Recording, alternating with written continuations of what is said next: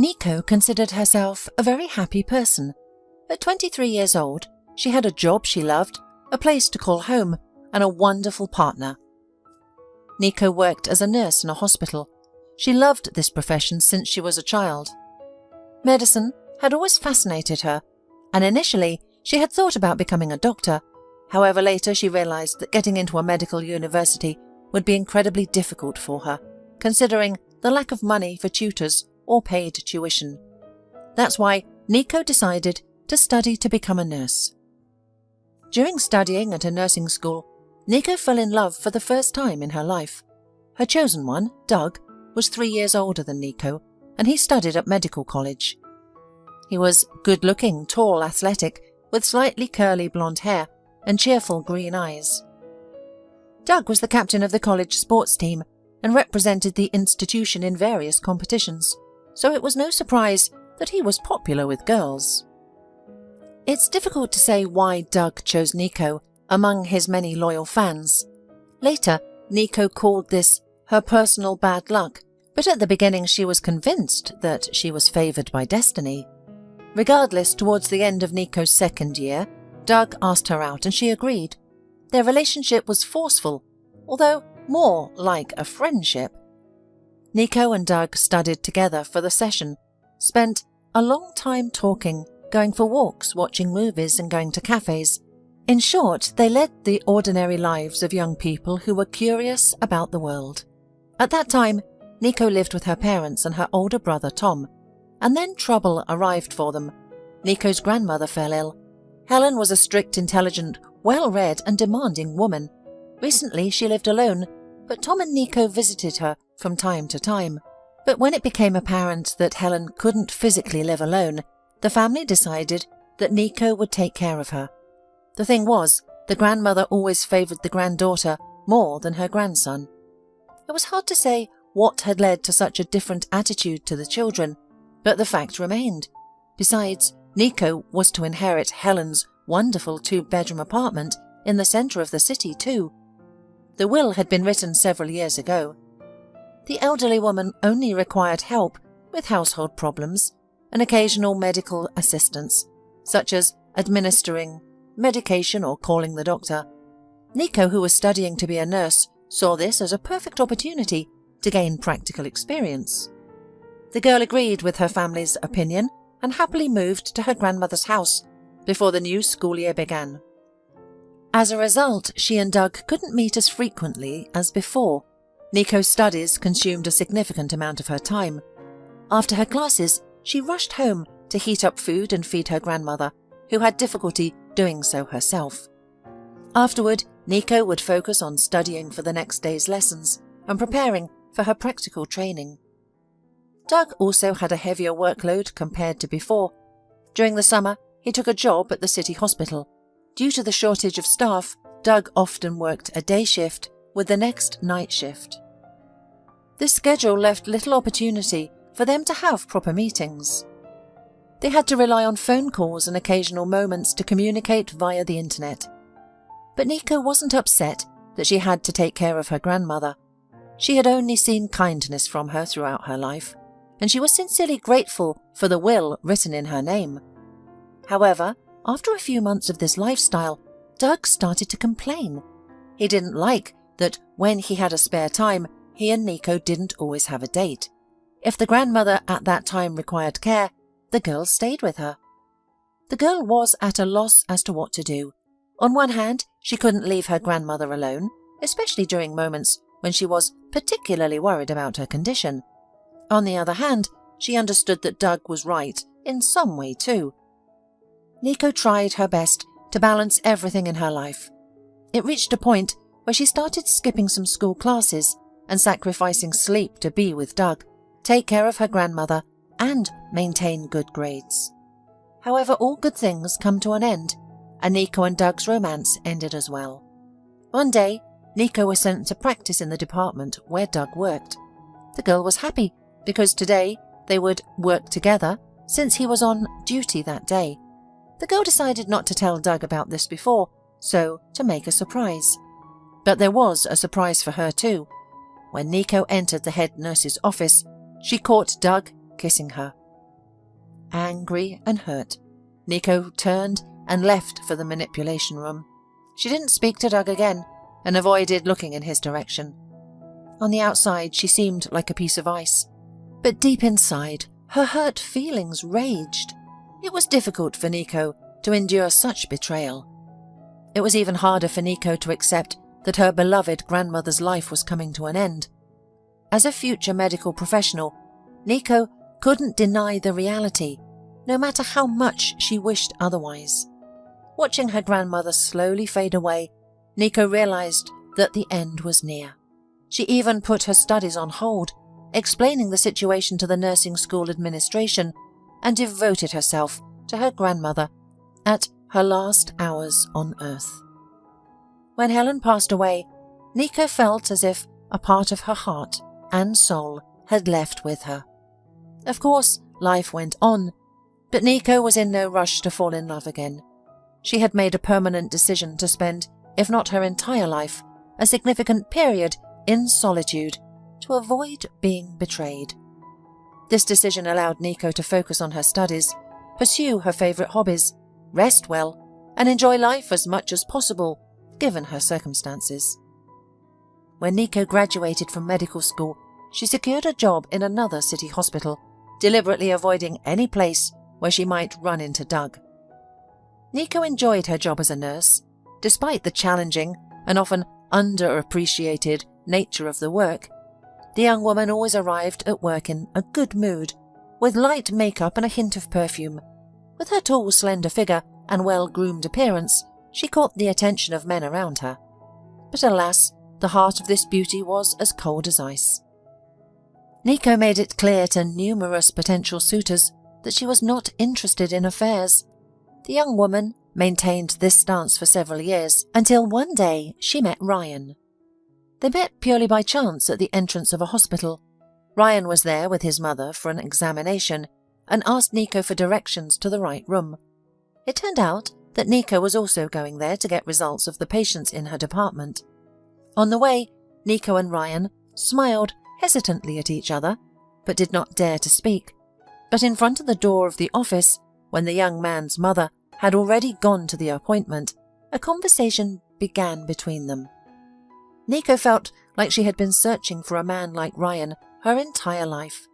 He was intelligent, with a sparkling sense of humour, and most importantly, he was a wonderful son. Ryan personally brought his mother to the doctor, even though she wasn't a weak or elderly woman. Nico admired how caring he was, because she remembered perfectly well how Doug reacted when she took care of her grandmother. Ryan took Nico's phone number, and 2 days later they met in the park for a casual walk and to listen to the birds singing. Ryan continued to impress Nico with his knowledge, hobbies and interests. Nico, on the other hand, behaved more modestly. It had been so long since she had been on a real date that sometimes she didn't know what to talk about with Ryan. She had a feeling that he wouldn't call her for a second meeting at any cost. But Nico was wrong. Ryan not only invited her for a second and third date, but he also expressed his desire to be in a committed relationship. He liked Nico's quiet beauty, her few words, her restraint, and her intelligence. It took some time for the young woman to believe in his feelings. She was afraid of repeating the mistakes she made with Doug, so she kept Ryan at a distance while still maintaining a connection. Only after 6 months did Nico start to feel more at ease with Ryan, trusting him and genuinely laughing with him. Ryan noticed the positive changes in their relationship and sincerely enjoyed them. After dating for a little over a year, Ryan casually slipped in a proposal for them to start living together. Nico liked the idea, especially since she had her own apartment. The young couple decided to move in together right away, just in time for the upcoming New Year, a time of miracles and magic. Nico felt like she was living in a Disney princess movie, wanting to sing and dance. Nico hurriedly put on her slippers and went to the kitchen.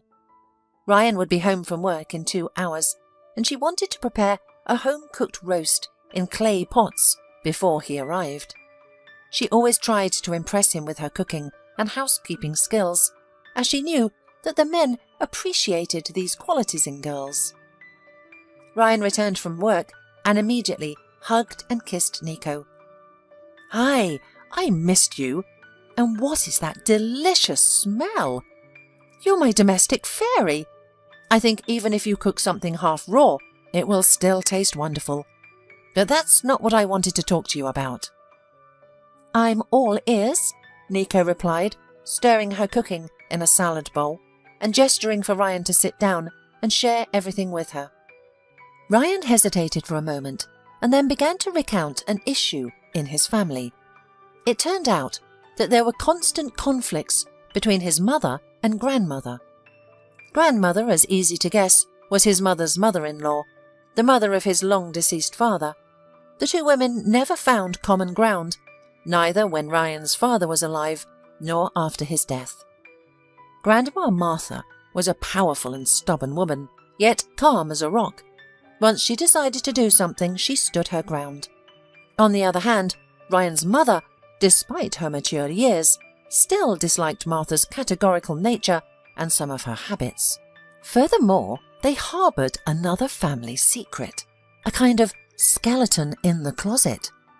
After Ryan's father passed away, his widow discovered that all the property was not registered in her late husband's name, but in his mother's name. Even the apartment in the city where the family lived before the tragedy belonged to Grandma Martha. This greatly displeased Ryan's mother.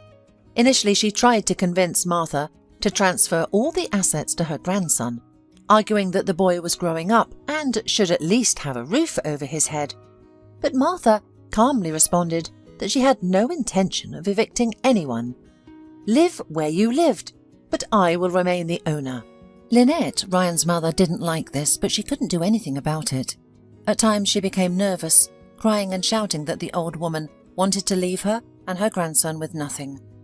She feared that Martha would suddenly go mad and transfer the living space to a cat shelter, or even leave it to a stranger. The grandmother always dismissed such accusations and told Ryan not to believe his mother regarding this matter. But there was another reason for keeping this apartment in her name. Martha lived outside the city in a small but cosy house, inherited from her own parents. However, getting medical care was a real challenge there. To see a doctor, the elderly woman had to make arrangements in advance with one of the local men to take her to town and then bring her back. Sometimes it took several days for consultations and treatment, so the elderly woman would stay overnight in the apartment in the city, enduring the constant complaints from Lynette that she was embarrassing them. The elderly woman realized that she was an unwelcome guest in the family, but where could she go? Her friends had suggested more than once that she kick out her daughter-in-law, as her grandson was grown up and capable of earning his own money for a place to live. Then she could rent out the empty apartment and use the money to visit town as much as she desired. However, Martha couldn't or didn't want to do that to Ryan, so she continued to tolerate her daughter-in-law's dislike and occasionally spent the night in her own apartment, feeling herself like a stray dog allowed on the doorstep, but at any moment could be chased away with a broom. Shortly before the new year, Grandma Martha fell ill in her village. Concerned neighbours called an ambulance and she was taken to the hospital in the city. She spent 10 days there, and everything that could be done for her had already been done. As the head of the therapeutic department where the old woman was treated said, there was no remedy for old age. The grandmother began to prepare for her discharge. However, she had no way of getting back to her native village. Ryan's car had been parked for a long time awaiting repairs that he couldn't afford now. The neighbours couldn't bring the elderly woman home for their own reasons. So she decided, said Ryan, letting out a particularly sorrowful sigh, to spend a few days in her own apartment and celebrate the new year with Mum. Of course, Ryan's mother strongly objected, and she had her reasons. The main issue was that after the death of her spouse many years ago, she never lived as a hermit. And now she had a serious long-term relationship, and her partner had been living with her for 6 months. They had big plans for a New Year's Eve party, and Martha's presence did not align with them. That's why Ryan decided to ask Nico for a small favour, to have his grandmother stay at her apartment for the New Year's holidays, along with him. This way, they would solve two problems. The elderly woman would have a place to stay, and Ryan's mother could spend time with her partner and their guests without any interference. Nico agreed immediately. She was shocked by the fact that Ryan's mother could kick an elderly woman out of her own home, especially on New Year's Eve. She didn't even think about the shamefulness of such an act. However, Nico, being a cultured girl, didn't voice these thoughts aloud. Together with Ryan, they discussed the details of where Grandma Martha would sleep, what she could and couldn't eat from the festive table, her preferences and her intolerances. During this talk, the young woman was surprised to find out that Ryan knew very little about his own grandmother. He didn't know her taste preferences, allergies, or even her specific health conditions. However, Nico quickly attributed his lack of knowledge to the fact that not everyone has a medical background like her. Preparations for Martha's arrival began immediately. Nico quickly prepared a bed for her on the sofa in the spare bedroom. Strangely, the young woman felt happy. Perhaps it reminded her of her own grandmother Helen. Whatever the reason, she was truly eager to meet Martha. Ryan brought his grandmother the next day, in the evening. When Nico saw the timid old woman entering the hallway, she immediately went to her and helped her sit on the poof, making it more comfortable for her to take off her boots. Martha smiled shyly and tried to insist that she could do it herself, but Nico didn't listen. With the skill and experience gained from caring for her own elderly relative, she quickly assisted the elderly woman in undressing and removing her shoes. Martha was unaccustomed to such care and constantly expressed her gratitude to Nico.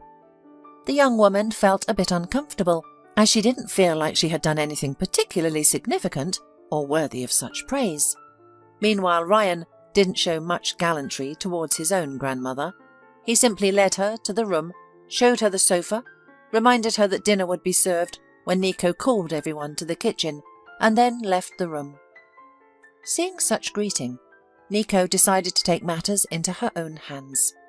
She entered her grandmother's room with a friendly smile and inquired about her comfort, whether there was a draft from the window, her preferred TV programs, and if she needed anything else in general. Once again, the elderly woman was taken aback by such kindness and acceptance. She thanked Nico sincerely, just as she had done a minute earlier, and politely asked her not to bother too much. As for Ryan, he was dissatisfied with the increased attention his girlfriend was giving to his grandmother. It even seemed to Nico that he was jealous and wanted to quickly whisk her away whenever she came into her room. A few days later, Nico came home from work and was stunned. She found Martha engaged in crafting, and the atmosphere in the apartment was different from the morning when Nico and Ryan had rushed off to work. The windows were covered with garlands, and there was a decorated Christmas tree in the living room. In short, the apartment finally had a festive atmosphere. While Nico quietly admired the decorations, Ryan arrived home too. However, he did not share his girlfriend's enthusiasm for what he saw, and advised his own grandmother to rest more instead of cluttering the space with unnecessary stuff. To avoid quarrelling with her beloved, Nico chose to retreat to the kitchen to prepare dinner. However, she was upset with his insensitivity and lack of appreciation for the other person's work. Nico started preparing dinner in the kitchen, while Ryan, tired from his work, lounged on the sofa in front of the TV.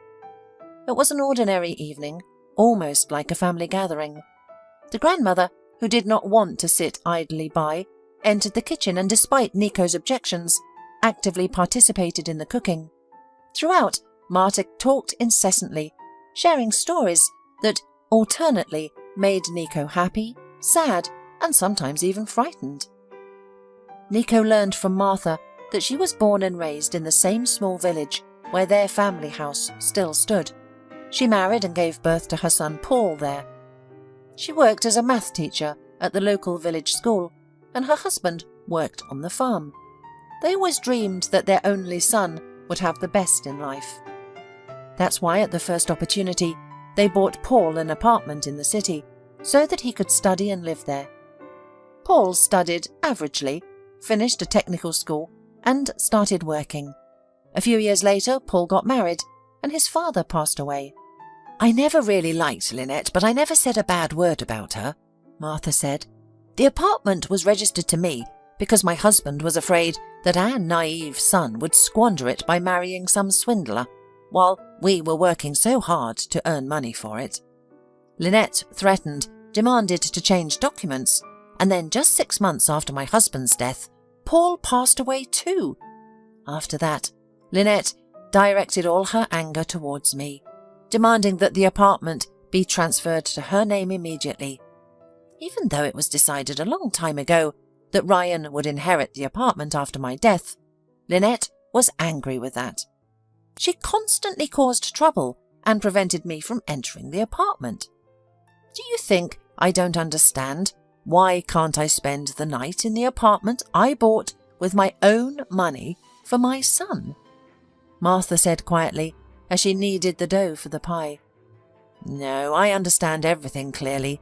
Lynette is using my apartment for her own enjoyment. She sent Ryan to get me, while she will spend time with her boyfriend in the apartment. I apologize for bothering you with our family troubles." "You're not bothering me at all," Nico protested eagerly. "You can stay here as long as you want. Do you know how much you remind me of my grandmother Helen?" Martha smiled and went back to kneading the dough for the pie. She calmly and instructively told Nico that her years as a school teacher had not been in vain, and that she could see through people. She assured Nico that she had a pure and innocent soul, and hoped that fate would reward her for her kindness and sincerity. Nico smiled awkwardly, rubbing the edge of the tablecloth, and thought that her reward, Ryan, was watching TV in the next room.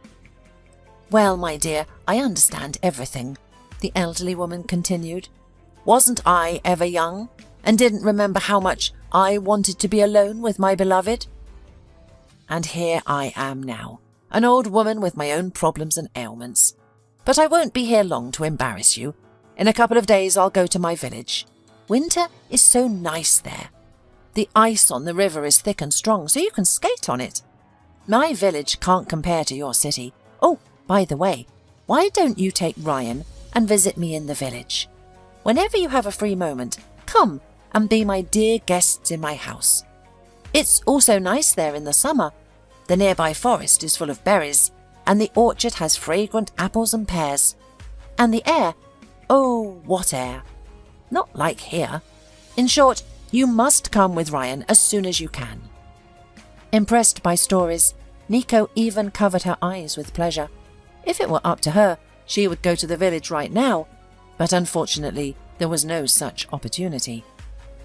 "Okay, we will definitely visit you at your village. But now tell me, please, what's wrong with your health? What happened that caused you to be hospitalized?" The old woman looked at her with surprise, raising her bright, yet not faded eyes. "Honey, this is the first time I've met someone who's interested in hearing about other people's ailments." "Well, I'm a nurse." Nico tried to brush it off as a joke. "But still, what happened? I also work in a hospital, but a different one. Maybe it would have been better for you to come to us or contact our doctors. They will help to advise you." Martha briefly recounted to Nico the reasons for her health issues, without going into detail. "Well, we'll fight for you," Nico assured the elderly woman with a confident smile. "We'll treat you in our hospital next time. You will be okay. We'll even find you a groom, if you like." The two women burst into loud laughter. Ryan came out of the living room, drawn away from watching TV by their laughter. He asked when dinner would be, and was lovingly seated at the table. After dinner, Ryan announced that he had received a work-related message and needed to urgently attend to an incident. This occasionally happened in his position. Martha and Nico escorted the young man to the door and then sat down to watch an old movie on TV, the same one Ryan had been watching before. From the outside, the two women appeared to be like a grandmother and her granddaughter, reminiscing about the past and exchanging opinions about the present. Suddenly, Martha looked at Nico, who was engrossed in watching the plot unfold on the screen and cheering for her heroes, and asked her, "Nico, do you have any communication with Ryan's mother? Do you know each other?" "No," Nico shrugged her shoulders. "We saw each other once on the day at the hospital, and then only briefly." "I see." The elderly woman shook her head thoughtfully. "The only advice I can give you from my perspective and life experience is to keep your distance from her. Don't get too close, Nico. She is not a kind person and jealous. You should always be wary. Don't think I'm an old hag talking nonsense about her. I've lived a long life and not a happy one. I remember many things about her that she has long forgotten. You're a good girl, Nico. Good and conscientious. That's the kind of girl that girls like Lynette choose as their victim. Just remember that and be on your guard." The next day, the three of them celebrated New Year's Eve together. Ryan dressed in a shirt and tie for the occasion, Nico in a nice dress, and of course Grandma Martha. They hugged each other, exchanged wishes for happiness and joy, and called friends, colleagues and acquaintances, sending and receiving various cards through messengers. The three of them sat like that until midnight, and then Martha went to bed, saying she was tired from the whole day. Ryan and Nico were left alone. After watching a few more programs on TV, they prepared to rest. Ryan suggested going out onto the balcony, standing for a while, watching the fireworks and talking. Nico nodded silently, quickly put on her coat, and within a couple of minutes she was standing on the balcony of her apartment, next to her boyfriend. "Happy New Year! Happy New Year!" came the voices from the street, tempting them to join the lively crowd lighting fireworks, holding sparklers and uncorking bottles of champagne. But Ryan remained silent, and Nico stayed silent beside him. Finally, the man began speaking cautiously, as if he were a swimmer, unsure if the river he had chosen had any hidden currents. "Nico, we've known each other for a long time, and I've been thinking about this for a while. I've decided that I've had enough of meeting occasionally. I realized that I need you in my life all the time. Will you marry me?" Nico was beyond happy. Her favourite man had just proposed to her, and on New Year's Eve, no less. The young woman nodded enthusiastically, showing Ryan that his proposal had found a great response in her heart. The young man smiled, hugged Nico, and pulled her close to him. They went back inside and continued discussing their future life together as a family. That night, Nico and Ryan couldn't sleep until the early hours of the morning. They shared their dreams and wishes, not holding back anything that came to their minds. They fantasized about a country house, having 2 children of different genders, regular family trips to the sea, and of course a bigger apartment. Ryan suggested selling her small 2-bedroom apartment and using the money to upgrade to a 3-bedroom apartment, as it would be more convenient with children. Nico agreed with him, as she had already thought about it herself. In short, this New Year's night was a success for Nico, as was the entire first day of the year. She didn't have to go to work, so she flew around the apartment, recounting every detail of their pleasant night conversation to Martha. The elderly woman listened to Nico with a smile, congratulated her from the bottom of her heart, and reminded her once again that she was eagerly awaiting her visit to her village. The elderly lady left for her village on January 2nd. As she got into the car of her village acquaintances, she waved goodbye, and Nico sighed as she watched the car drive away. She felt comfortable and free with Grandma Martha. The thought crossed her mind that she wouldn't mind living under the same roof with this nice elderly woman for a while longer. She hadn't grown tired of her company at all. A few days later, when Nico was preparing dinner, Ryan came back from work unexpectedly. "Hello, my honey," greeted the young man. "I have news for you. My mum wants to meet you, so don't make any plans for tonight. No objections, please." "Well, don't worry. There are no objections at all. Nico removed the apron she had been wearing in the kitchen to prevent staining her clothes. She turned off the oven where she had been roasting meat. From the start of their life together, she did not want to argue with Ryan. If Lynette wanted to see her, Nico felt it was best to go along with her desire. After all, she gave birth to and raised Nico's future husband, which meant a lot. The visit to Nico's future mother-in-law took place that evening. She met her son and Nico in a terry cloth robe with an empty table.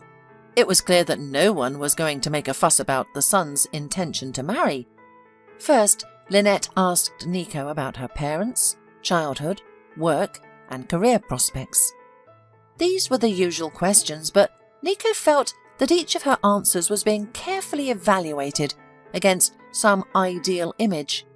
Nico tried to answer clearly and completely, hoping to satisfy Ryan and his mother.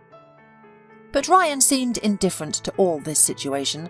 He wandered around the apartment absent-mindedly, clearly showing that he wanted a snack, and he hadn't had time to eat at Nico's home. Finally, he had to order a couple of large pizzas from the nearest eatery because there was nothing to eat in the apartment. After the meal, the communication, or rather the interview, continued, but not as intensely. An hour later, Ryan's mother learned everything she wanted to know about Nico. And without any remorse, she told them that they were free to go because her man was due back from work any minute. Nico and Ryan put on their coats in silence and left. This visit left a very heavy impression on the girl. But the next weekend was entirely different. Ryan fulfilled his promise and took Nico to the village to visit his grandmother. The elderly woman was overjoyed and treated them like dear guests. She set a sumptuous table, and it was a desired relief after the cold meeting at Lynette's. Ryan left his bride at his grandmother's house, citing important work matters. He promised to come back for Nico in the evening, but only managed to arrive the next day. If Martha hadn't been such a wonderful conversationalist, it would have been hard for Nico to spend time with her. However, the two women found a common language, and time flew by unnoticed.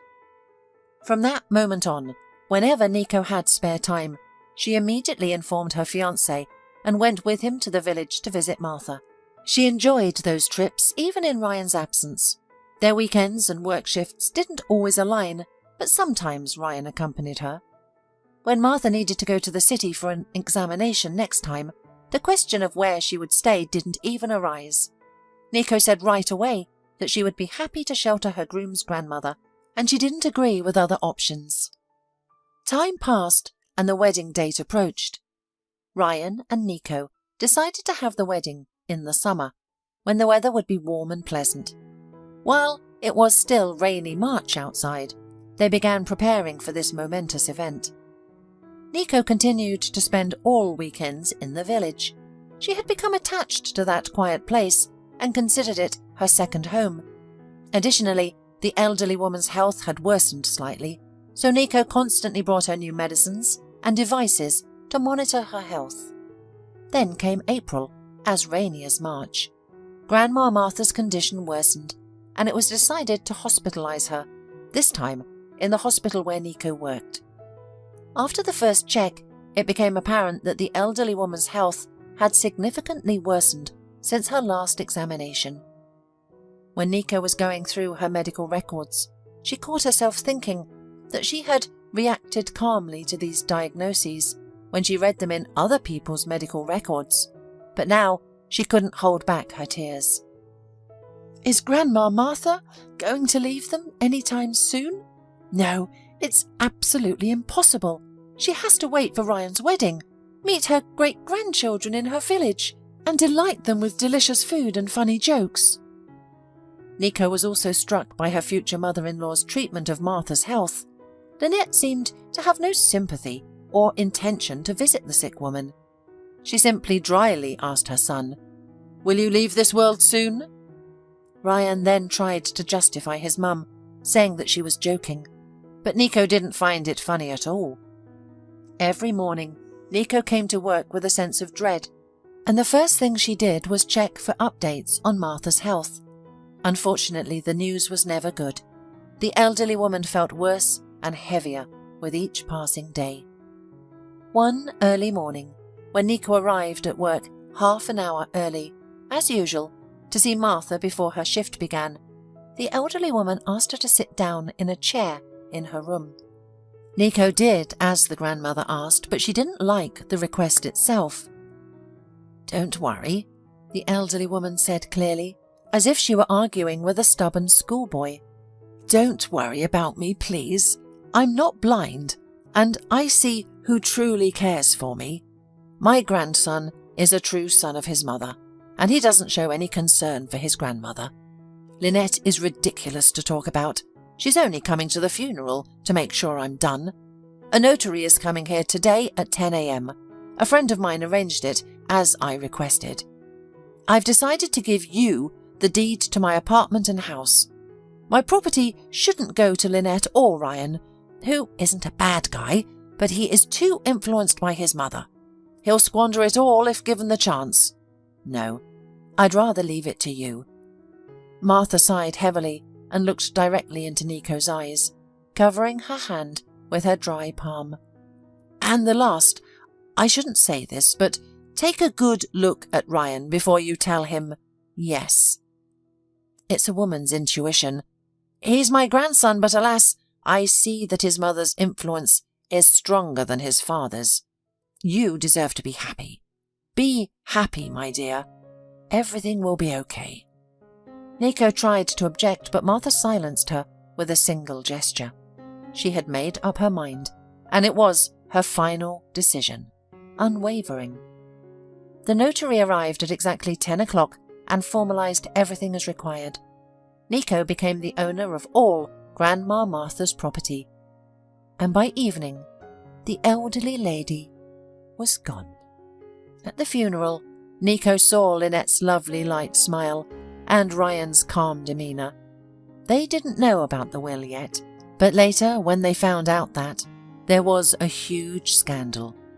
Lynette, forgetting all decorum, shouted and threatened to sue her future daughter-in-law if she didn't return the apartment that she had been waiting for so many years.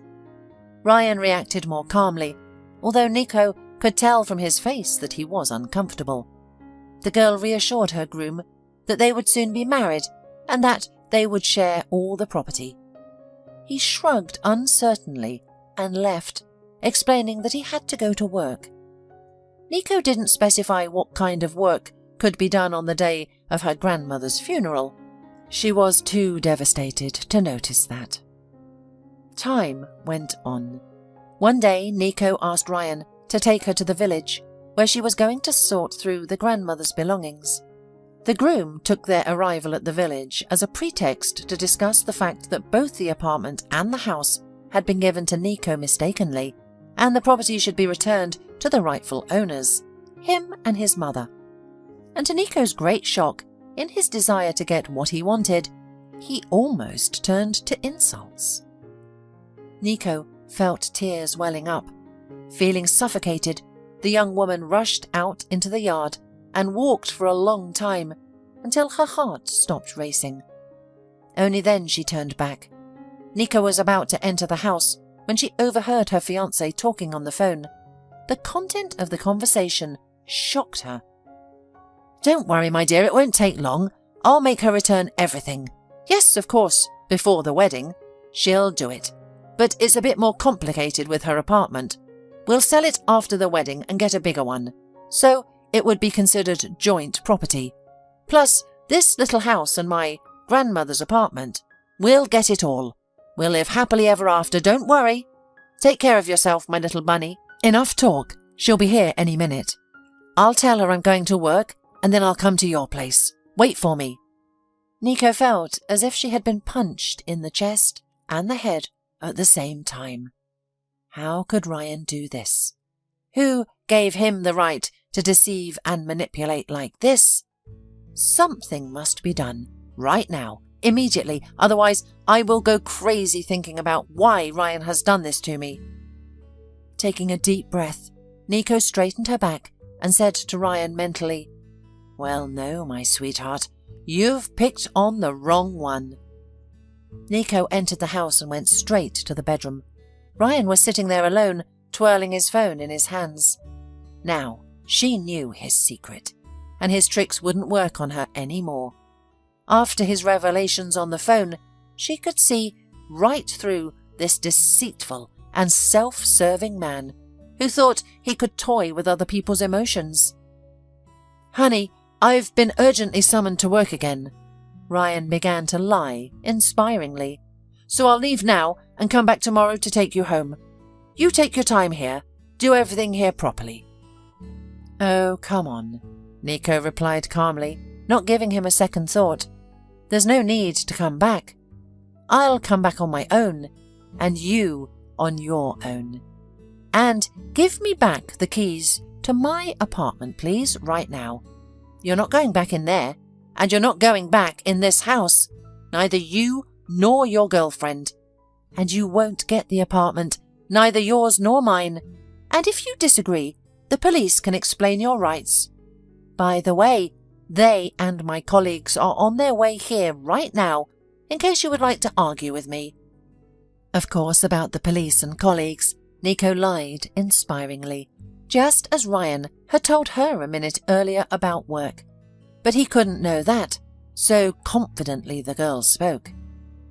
Ryan stared silently at Nico's resolute face for a while. Then, with a sharp movement, he threw the keys on the table, covered with an embroidered tablecloth, and headed for the exit. "You're going to be sorry you ever messed with me," he said goodbye, and a minute later, Nico heard the engine start in the car. The girl's first impulse was to sit down and burst into tears right there. But no, she couldn't. She had to act, and fast. Nico quickly ran to the neighbours, with whom she was well acquainted during her past visits, and in 2 hours, new locks were already installed everywhere, on the gate, in the house, and on the outbuildings. No chance for Ryan to slip through. Having finished with the house in the village, and having informed the neighbours and the district policeman about everything, Nico rushed to the city. She had no doubt that Ryan would sooner or later recover from the shock and start acting. Soon the new locks were installed on the door of her apartment. Now came the hardest part, the eviction of Lynette from Martha's apartment. And here Nico, of course, needed a lawyer. She found him through acquaintances. Carlos had not yet had time to establish a practice and win high-profile cases. He was simple and modest, but ready for feats and accomplishments in his professional field. And he was not presented to the girl in vain as a promising and thoughtful lawyer. Thanks to his efforts, Lynette was evicted from the apartment in a few months, although she desperately resisted. One day, Nico invited Carlos to celebrate their victory. The young man did not refuse. Soon the relationship between Nico and Carlos moved into the category of friendship, and then it turned into love, somehow on its own. After a year and a half of meetings, Carlos proposed to Nico to get married and move in with him. He said that the fate of her 2 apartments could be decided by the girl herself, as she pleased. But in Grandmother Martha's house, they could periodically rest with the whole family. Nico warmly supported the proposal of her beloved, and that's precisely what they did. Now in Martha's house hangs her portrait, which Nico managed to order in the atelier from the old photo. Nico and Carlos's children know very well who it is, and before going to bed, they often send air kisses to the portrait. This is how they were taught by their mother, who likes to repeat that Grandma Martha has become her close soul and a benefactor in this world. And the young woman hopes with all her strength that she and her husband will be able to raise their sons as honest, kind, open, and non-envious people, so that they would never even think of doing such a low and mean thing as Ryan had planned to do to her.